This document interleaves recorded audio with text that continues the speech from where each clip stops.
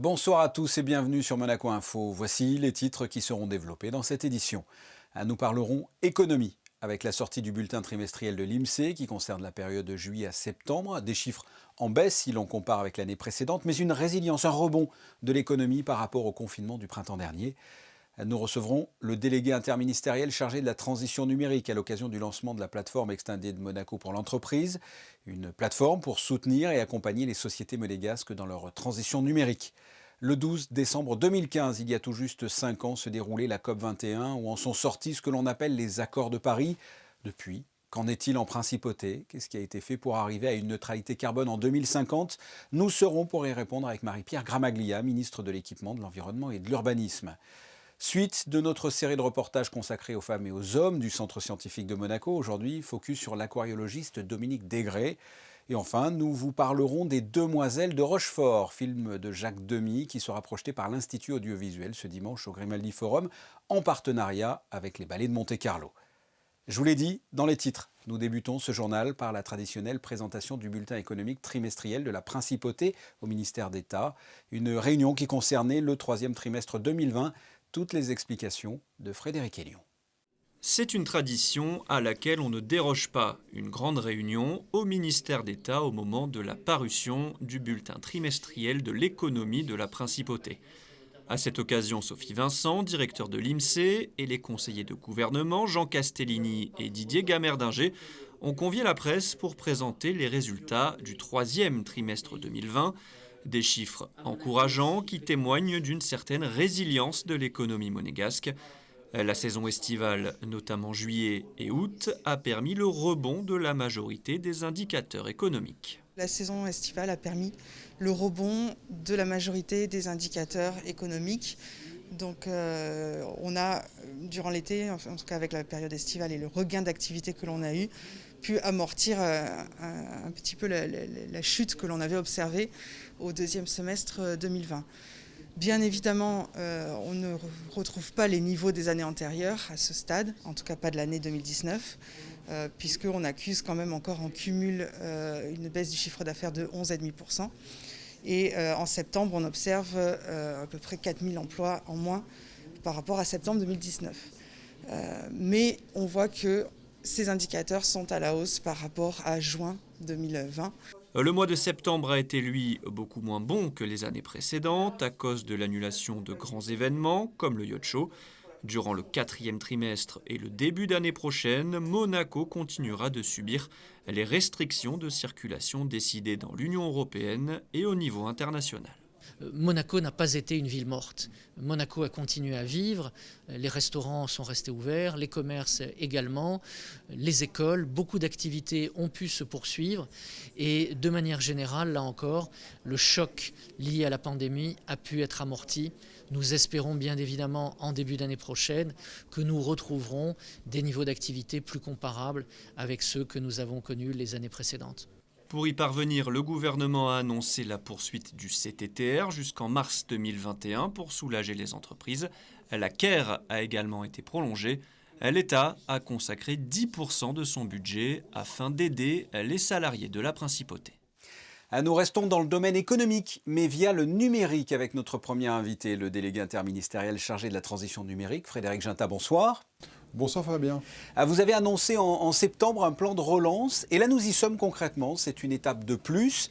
Pour accompagner au mieux les entreprises monégasques dans leur transition numérique, ce jeudi vous lancez la plateforme Extended Monaco pour l'entreprise. Qu'est-ce que c'est ? Eh bien, la plateforme Extended Monaco pour l'entreprise est le deuxième outil associé au Fonds bleu qui permettra la transformation numérique de nos entreprises. C'est une plateforme, donc un site internet, qui permettra aux entreprises de s'évaluer gratuitement, c'est-à-dire en gros de savoir par rapport à des entreprises comparables quelles sont leurs forces et leurs faiblesses dans le monde numérique, de se former, de savoir vers quel professionnel se tourner pour cette transformation numérique et enfin de demander l'aide du Fonds bleu. Vous apportez quand même beaucoup d'avantages à une entreprise qui veut se mettre au numérique tout simplement. Exactement Fabien. Ouais. Le but c'est vraiment de faciliter la vie des entreprises. Qu'elles aillent sur ce site, qu'elles créent un compte, qu'elles puissent, en répondant à un questionnaire pendant 20 minutes, savoir exactement les zones d'opportunité que ce soit plus de chiffre d'affaires, baisser ses coûts, développer de nouveaux marchés, qu'elle sache ensuite comment se former via des cours en ligne dédiés présents sur la plateforme ou des séminaires et ateliers où on peut s'inscrire sur la plateforme, qu'elle puisse ensuite contacter les professionnels numériques monégasques. Plus de 80 professionnels et entreprises sont référencés sur Exanime Monaco pour entreprises et qu'elle puisse enfin actionner le financement via le Fonds bleu. Un téléservice dédié est présent sur Exanime Monaco pour entreprises pour demander le financement du Fonds bleu. Et c'est destiné à qui? C'est pour toutes les entreprises? Toutes les entreprises de la Principauté sont les bienvenues. Toutes les entreprises peuvent faire un bilan. Le bilan est détaillé en fonction de la taille de chaque entreprise. Et toutes les entreprises monégasques peuvent demander le Fonds bleu. Donc, de la PME, de la TPE à la grande entreprise, toutes sont concernées et sont les bienvenues sur Exanime Monaco pour l'entreprise. Vous parlez du Fonds bleu, pour être très clair, hein, pour les téléspectateurs. C'est quoi? C'est la partie financière de ce plan numérique? Le Fonds bleu, c'est en fait, une fois qu'on connaît son niveau, qu'on a travaillé à sa formation, qu'on a trouvé le bon professionnel, on ne veut pas que les aspects de financement soient une limitation à la transformation des entreprises. Il est vital pour l'économie monégasque de réussir cette transition numérique. Et donc l'État, via ce fonds bleu doté de 20 millions d'euros, va cofinancer les projets de transformation numérique des entreprises. La demande de fonds bleu se fait sur le site et l'État peut financer entre 30 et 70% du montant de la transformation numérique de l'entreprise. Et vous avez budgété ça, c'est-à-dire que vous avez imaginé le nombre d'entreprises qui pourraient faire appel à cette plateforme et à ce fonds bleu? Tout à fait. Ouais. On est convaincu qu'en 2021, avec 20 millions, on permettra de réaliser a priori les 3 objectifs que nous nous sommes fixés sur le Fonds bleu, à savoir la transformation des entreprises monégasques, développer les entreprises de services numériques monégasques, parce qu'on souhaite aussi développer cet écosystème d'entreprises et de partenaires, et enfin, aider nos entreprises à bouger sur le cloud souverain et créer un écosystème fort de services et de sécurité grâce au cloud souverain. Et on a budgété qu'avec ces 20 millions, en 2021, nous pourrions réaliser ces 3 objectifs. La suite, quelles sont les prochaines étapes dans le domaine de la transition numérique? Sur les aspects économiques, dès jeudi, nous présenterons Exanime Monaco pour l'entreprise à plus de 300 personnes venues voir un webinaire. Ensuite, Facebook propose une formation gratuite ce jeudi pour comment vendre plus sur les réseaux sociaux. L'année prochaine, nous aurons une douzaine de webinaires avec les plus grandes entreprises, Google, Solocal, et des ateliers avec les entreprises monégasques. Notre plan est de former plusieurs milliers d'entrepreneurs et salariés monégasques au numérique. Nous en aurons formé plus de 700 d'ici la fin de l'année. Le Fonds bleu va continuer et s'accélérer dès la fin de cette année. Et nous souhaitons donc que tout le plan qu'on a détaillé prenne sa pleine mesure avec Exanime Monaco pour entreprises, avec le Fonds bleu, et l'année prochaine avec le lancement de notre cloud souverain entre juin et septembre. Frédéric Ginta, merci. Merci beaucoup. Nous vous retrouvons, Christine Datomel, pour un premier point sur l'actualité. Oui Fabien, une nouvelle étape pour la campagne de vaccination concernant la grippe saisonnière. Après une première phase démarrée le 15 octobre dernier avec une priorité de la vaccination aux personnes de plus de 65 ans résidant en Principauté, puis une seconde phase le 3 novembre dédiée à l'ensemble des Monégasques et des résidents et puis quelques jours plus tard à l'ensemble des salariés de Monaco, le gouvernement princier élargit dorénavant le champ de vaccination contre la grippe.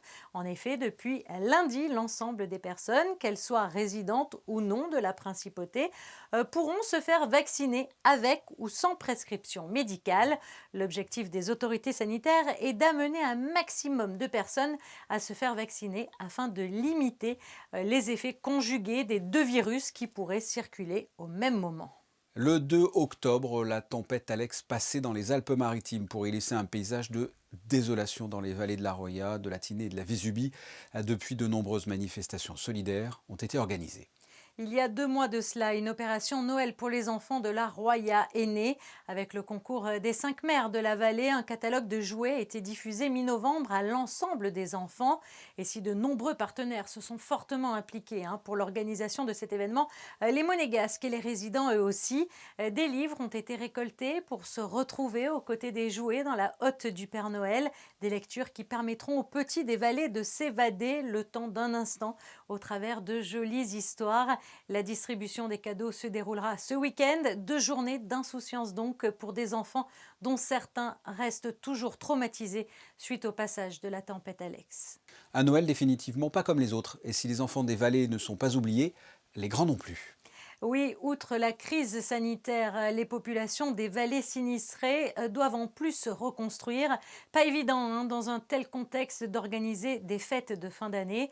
Les associations Monaco Goût et Saveurs et le Grand Cordon d'Or de la cuisine française ont donc décidé de lancer un appel auprès des établissements et des chefs de la principauté. 180 paniers repas festifs ont donc été confectionnés pour les 180 foyers des villages de Fontan et de Bergues. Des paniers garnis de saumon, de pain d'épices, de papillotes, de confitures, de panettone et de vin qui ont été distribués aux habitants grâce au soutien de l'Automobile Club et des chauffeurs de taxi monégasques. Merci Christinda. Il y a 5 ans, le 12 décembre 2015 précisément, l'accord de Paris sur le climat est adopté. C'est une véritable victoire pour l'environnement en souffrance. Nous sommes pour en parler avec Marie-Pierre Gramaglia. Bonsoir. Bonsoir. Un bilan, si vous le voulez bien, que s'est-il passé pendant 5 ans en principauté en lien avec l'accord de Paris? Beaucoup de choses, j'imagine. Oui, effectivement, beaucoup de choses. D'abord, il faut se rappeler que c'était un instant historique, cet accord de 2015. Oui. Lorsque Laurent Fabius a donné son fameux coup de marteau, 195 pays avaient signé pour cet accord. C'est vraiment un moment historique et très, très empreint d'émotion. Absolument, on se rappelle effectivement l'émotion de Laurent Fabius à l'époque. En principauté, beaucoup d'actions. Nous avons créé la mission pour la transition énergétique pour justement nous aider à aller vers les ambitions de la principauté telles qu'annoncées par le souverain lors de cette COP21 qui était, je le rappelle, la neutralité carbone en 2050 et moins 50% de gaz à émissions en 2030. Selon vous, la crise sanitaire, c'est un frein aux accords de Paris ou au contraire, les confinements appliqués dans certains pays à travers le monde sont un coup d'accélérateur? C'est un frein ou ça accélère au contraire cette crise sanitaire? Alors la crise sanitaire accélère évidemment puisque tout s'est figé un petit peu pendant cette crise. Il n'y a pas eu d'avions, il n'y a pas eu de véhicules automobiles, beaucoup moins. Les transports se sont arrêtés. On a bien vu que là, la nature avait repris ses droits, était revenue. On a revu des oiseaux, on a revu des animaux un peu partout. L'air était beaucoup plus pur, donc effectivement, ça a été un grand coup d'accélérateur. Ça va nous permettre de réfléchir et d'apprendre à vivre autrement, puisqu'on peut le faire. Et je pense que les leçons à tirer sont très importantes.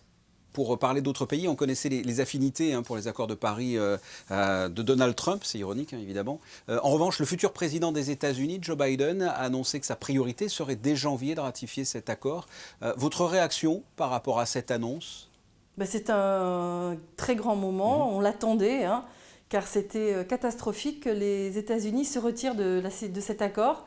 Et donc le fait que les États-Unis maintenant vont de nouveau intégrer l'accord, c'est un grand moment pour tout le monde. Et ça rejoint un petit peu l'idée qu'il faut être tous unis, il faut que la planète entière soit ensemble, d'accord, pour sauver ce monde de réchauffement climatique. Et pour fêter justement ces 5 ans, il y a eu le sommet sur l'ambition climatique. Le prince était présent virtuellement. 75 chefs d'État ont souhaité prendre la parole. Et le prince souverain a rappelé qu'il fallait faire des efforts plus importants pour arriver à la neutralité carbone en 2050. Il a confirmé les ambitions de la principauté pour cette neutralité carbone en 2050. Et il a rehaussé l'étape intermédiaire qui consiste à atteindre 55% de réduction de gaz à effet de serre en 2030 par rapport aux 50% qui avaient été annoncés lors de la COP21. Et justement, ça se concrétise comment? La suite pour Monaco, comment peut-on atteindre ces objectifs? Alors comment atteindre ces objectifs? Ce sont toutes les mesures qui ont déjà été mises en œuvre par la principauté de Monaco. en matière de mobilité, en matière d'énergie dans les bâtiments et en matière de déchets. Il faut juste accentuer les efforts qui ont déjà été entrepris. Nous avons créé des subventions supplémentaires en matière de mobilité, des subventions pour l'acquisition des véhicules électriques. Les recharges ont été multipliées en Principauté de Monaco, que ce soit à l'intérieur des parkings, que ce soit en surface. Nous avons également multiplié les stations de Monabike et nous avons investi plus de 7,2 millions sur une galerie piétonne qui est la galerie des Salines, qui va permettre aux personnes de la Principauté de Monaco d'accéder depuis Fontvieille via l'îlot Pasteur directement soit au CHPG, soit au parking d'entrée du jardin exotique. Des mesures également en faveur de la réduction des déchets, notamment des déchets plastiques. On sait qu'actuellement, 11% de l'intégralité des déchets de la Principauté sont faits de déchets plastiques et ça représente 80% des émissions de gaz à effet de serre. Donc notre objectif est de réduire, voire supprimer tous les déchets plastiques à usage unique d'ici 2030. Marie-Pierre Gramaglia, merci d'avoir répondu à mes questions. Merci beaucoup Fabien. Eux aussi œuvrent pour l'environnement. Nous vous proposons comme chaque semaine de retrouver un reportage consacré aux portraits de femmes et d'hommes qui travaillent au Centre scientifique de Monaco. Voici un coup de projecteur sur l'aquariologiste Dominique Desgrais. Co-responsable de la salle de culture du CSM, une salle unique au monde aux 1001 couleurs et qui renferme plus de 70 coraux, Dominique Desgrais a consacré sa vie à la mer et c'est avec beaucoup d'amour qu'il s'occupe de la production et de la reproduction des différentes espèces. Il faut être à leur écoute, ça va être un peu bizarre de dire ça, mais c'est vrai, hein, par leur forme, par leur couleur, par leur... C'est tout un... Ça englobe tout ça, en fin de compte. Hein. Et de la nourriture, bien spécifique aussi, pour les voir s'épanouir comme ils s'épanouissent ici au centre scientifique. Vous savez qu'on commence à voir la disparition du corail, là. On est vraiment en Antarctique, donc ce qu'on a besoin, on le puise dans les bacs du centre scientifique, sans aller pour autant dans les diverses mers tropicales. Breton d'origine, Dominique Desgrais aime être issu d'un peuple de la mer, tout comme les Monégasques, dit-il. Et son amour des coraux remonte à sa plus tendre enfance. Cette passion, elle m'a pris depuis tout petit, hein, depuis l'âge de 5 ans. Hein. J'ai commencé la plongée palmasque tuba à l'âge de 5 ans et ensuite je suis venu à la plongée bouteille et maintenant je suis plutôt axé sur l'apnée, le freediving. J'ai un parcours assez spécifique puisque je construisais des bateaux avant de venir ici. J'ai travaillé dans la construction navale pendant 20 ans et j'en ai eu marre. Et j'ai fait une reconversion professionnelle comme technicien biologiste, ce qui m'a fait venir ici après. Voilà. Donc ça a été vraiment une nouvelle aventure pour moi. Je connaissais déjà le corail, le monde de la mer bien sûr, mais c'était une grande entreprise de mettre au point toutes ces techniques novateurs qui n'existaient pas il y a 20 ans. Les coraux sont donc essentiels à l'équilibre biologique de l'océan. Ils accueillent 25% des espèces de toute la vie marine de notre planète. Et ils sont aussi à la base de la formation d'autres écosystèmes. Il est donc essentiel de les préserver. Les changements climatiques, la pollution, la surpêche et d'autres menaces planent aujourd'hui sur eux. Et ces joyaux de la mer où la vie prospère pourraient bel et bien disparaître si nous n'en prenons pas soin. Dans le cadre des expositions proposées dans la galerie du parking des pêcheurs, la direction de l'environnement vous invite à découvrir les peintures et photographies de 2 artistes monégasques. Le nom de l'exposition ADN ou Arche de Noé. La trame, si Noé avait connu l'ADN, n'aurait-il pas sauvé que des petites fioles dans sa grande arche? Des œuvres représentant des animaux ou des créatures terrestres réalisées par 2 artistes, le peintre animalier Patrick Van Claveren et le photographe Jean-Pierre de Bernardi. Une exposition donc à découvrir de toute urgence à la Galerie des Pêcheurs jusqu'au 31 décembre, Fabien. La magie de Noël s'invite dans les rues commerçantes de la Principauté. Oui, préparez Noël en toute sérénité, Fabien, avec les commerçants de la Principauté. Ils vous accueilleront dans une ambiance conviviale et festive et dès ce mercredi. Alors, à noter qu'à partir de 14h30 sur le Rocher, les enfants auront le plaisir de découvrir le lutin malicieux et ses sculptures de ballons. le tout en musique. Et du côté du boulevard des Moulins, une grande parade vêtue de rouge et d'or accompagnée d'échassiers et d'un artiste bulleur déambuleront dans les rues de Monte-Carlo. De nombreuses animations se tiendront dans différents quartiers commerçants de Monaco et ce jusqu'au 30 décembre. La période d'inscription dans les établissements scolaires pour la prochaine rentrée de septembre va bientôt avoir lieu.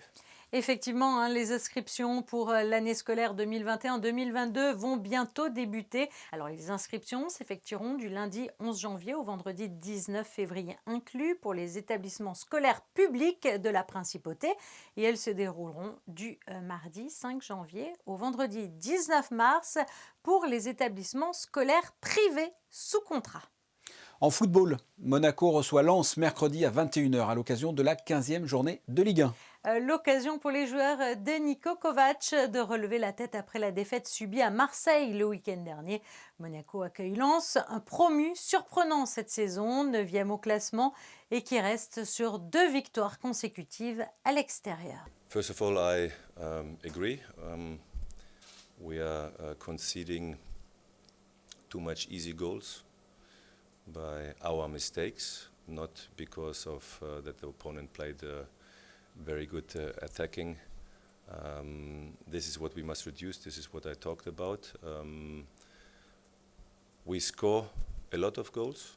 At the moment, I think we're the third best attacking team, but we must reduce our conceding goals. If we reduce, and when we reduce, I think there is much more possible for us as a team to get more points. This is what we must work on it, and this week, or these 3 days,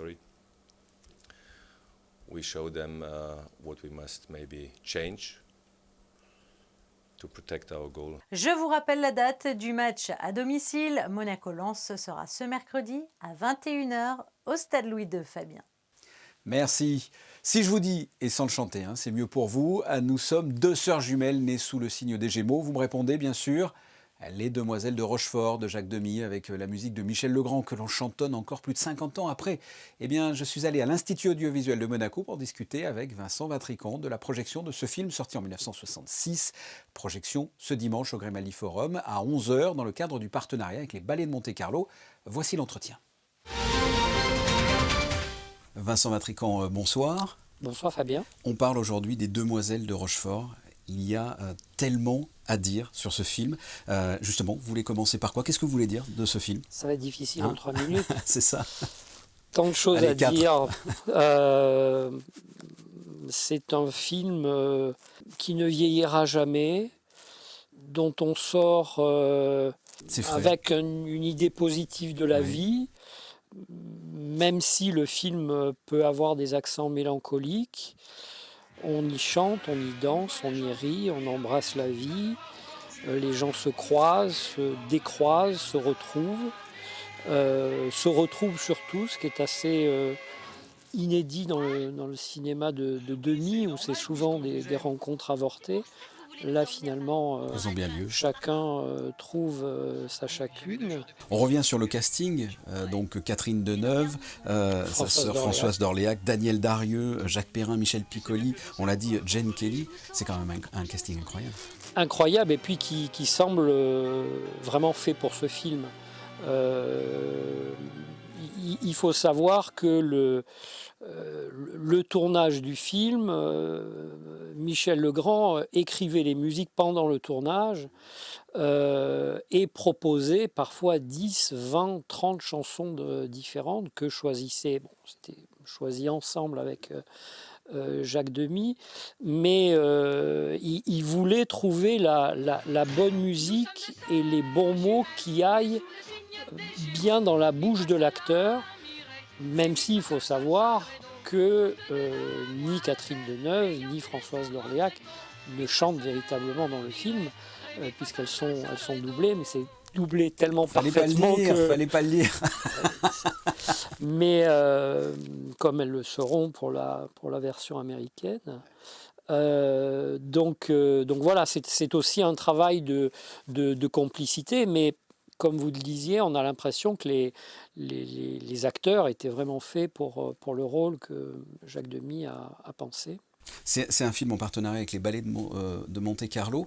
Pourquoi ce choix par rapport au ballet? Parce que des films sur la danse, il y en a beaucoup. Il y en a beaucoup parce qu'on essaye d'explorer des pistes très, très différentes depuis qu'on a monté ce label avec eux. On a fait Fred Astaire, on a fait Gene Kelly, on a fait du documentaire, on a fait beaucoup de choses très très différentes. On s'est dit pourquoi pas le cinéma français. Jacques Demy est quand même un cinéaste quasiment unique dans le cinéma français, à avoir jusqu'au bout cette inspiration musicale et enchantée du cinéma. Voilà, allez voir Les Demoiselles de Rochefort le 20 décembre au Grimaldi Forum. Vincent Intricant, merci. Merci Fabien. Tu sais bien que je sais pourquoi me contredire. Tu ne sauras jamais pourquoi j'aime sourire, rire, rire, rire, rire. Tu ne sauras jamais pourquoi j'aime danser, pourquoi j'aime passer mon temps à rêvasser.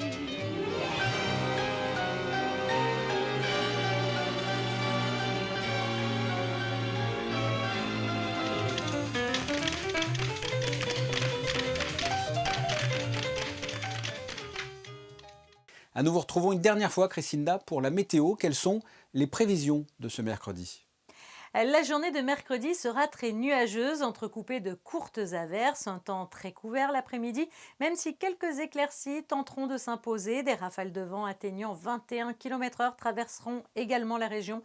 Du côté du thermomètre, il fera 10 degrés le matin et 12 l'après-midi. Le soleil se lèvera à 7h56 et se couchera à 16h55.